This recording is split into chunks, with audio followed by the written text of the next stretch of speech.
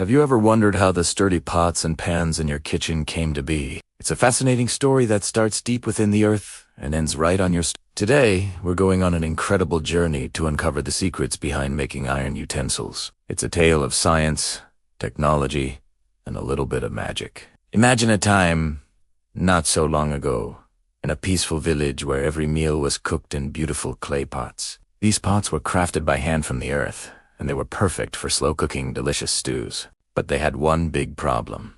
They broke very easily. A small slip, a little too much heat, and crack. The pot would be ruined, and sometimes the meal along with it. In this village lived a young, curious boy named Alicia. He was always asking questions, trying to understand how the world worked. One afternoon, after seeing another pot shatter, he went to his wise old teacher. "Sir," he asked, "I've seen travelers with shiny, strong utensils made of metal.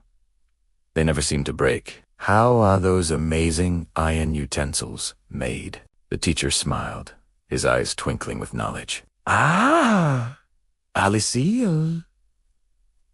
That's an excellent question. It's not magic, but something just as powerful. Science and technology. To understand it, we must travel far from our village to where the journey of iron begins. Are you ready?" And so, our journey starts deep underground, in the heart of the earth. This is where we find iron ore. Now, don't picture a shiny piece of metal. Iron ore is just rock. It's a special kind of rock, filled with iron, but it's mixed with all sorts of other dirt and minerals. On its own, it's not very useful. You couldn't cook with it, and you certainly couldn't shape it. This is where the first step of our scientific adventure begins. Extraction. Machinist marvels of engineering. Dig deep into the ground to mine this. This process is called mining. It has a tough job that requires powerful technology to break the rock and bring it to the surface. Once the iron ore is collected, it's transported to a place where the real transformation happens.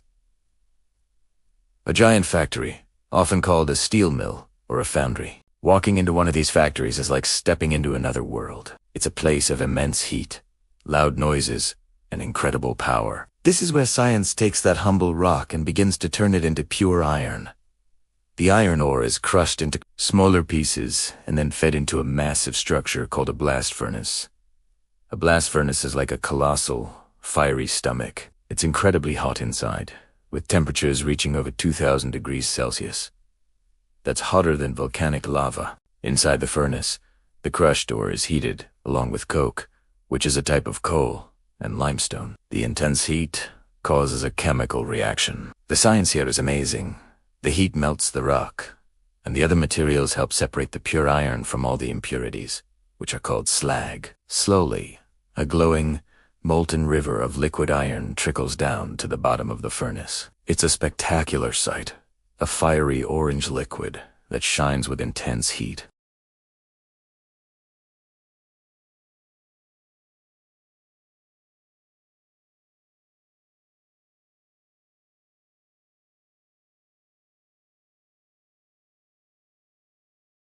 The molten iron is poured into molds to create large, solid blocks called ingots or slabs. While still glowing red hot, these slabs are moved by giant cranes and rollers to the next station. Here, they are subjected to immense pressure by huge machines called rolling mills. These mills are like giant rolling pins, pressing and squeezing the hot iron over and over again. This process, known as hot rolling, is crucial. It flattens the iron into long, thin sheets of a specific thickness. The technology here is incredibly precise. The machines have to apply just the right amount of pressure at just the right temperature to get the perfect sheet of iron.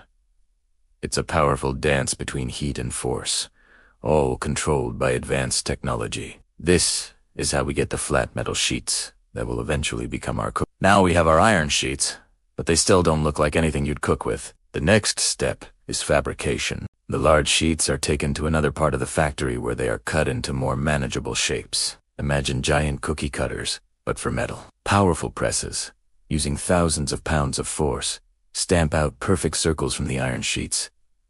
These circles are the starting point for our pots and pans. Each flat circle is then placed into another machine, a deep drawing press. This machine has a mold in the shape of a pot or a pan. With one powerful push, it presses the flat iron circle into the mold, forcing it to take on a three-dimensional shape. Suddenly, we have the recognizable form of a bowl, a pot, or a frying pan. It is amazing to watch technology transform a flat piece of metal into a useful object in a matter of seconds. But we're not quite done. The newly formed utensils are strong, but they can be made even stronger and more durable. This is where we return to the science of heat. The utensils go through a process called heat treatment. They are carefully heated again in special ovens, and then cooled down at a very specific, controlled rate. This process, known as annealing or tempering, changes the internal structure of the iron, making it much tougher and more resistant to breaking or warping from heat. It's this scientific step that ensures your iron pan will last for years,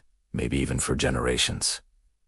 Finally, the utensils are ready for the finishing touches. They might be a bit rough around the edges, so they are polished and buffed until they are smooth and shiny. Some iron cookware is coated with a layer of enamel for a colorful, non-stick surface, while others, like cast iron skillets, are seasoned with oil and heat to create a natural non-stick layer. Every handle is securely attached, and every piece is inspected for quality. They are cleaned, packed, and finally, ready to be sent out into the world. Now, let's go back to Elysiel's village.